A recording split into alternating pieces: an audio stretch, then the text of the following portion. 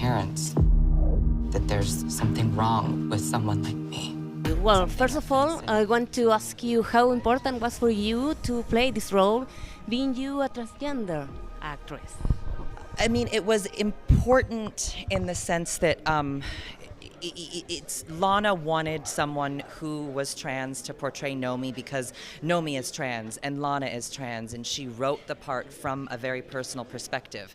And she believed, in the state that, that sort of Hollywood is in, that it was very important that someone who is trans play the part, whether it was me or someone else. Luckily, it was me. I auditioned and I worked my ass off and I got this part, and I'm really proud that I'm able to bring bits of my life to show the world Nomi and the things that she's been through and the things that Lana's been through. I think that there's an authenticity there because of all of that the audience is they're really recognizing.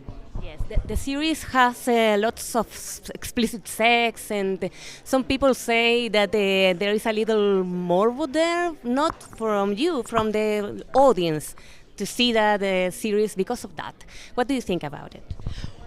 You know what? We live in a very big, diverse world, and all kinds of people are having sex. There's people out there right now having all kinds of sex. And you know what? It's the world that we live in. And this really smart thing that the Wachowskis are doing is they're just showing the world that we live in. And people are going to like it, and people are not going to like it. But we're not showing you anything that isn't actually happening, except for the Sense8 part. But as far as the sex, all that stuff is happening, and people need to get over it. Sex is sex, love is love. It's all great. Despite the gender themes and the sex themes, what do you think is the special element in Sense8 that has made it so successful? It's the empathy. It's the audience is really recognizing that the overall theme of our show is empathy, and that the world at large, everyone in this room, we've all been through things, good, bad, amazing, ugly.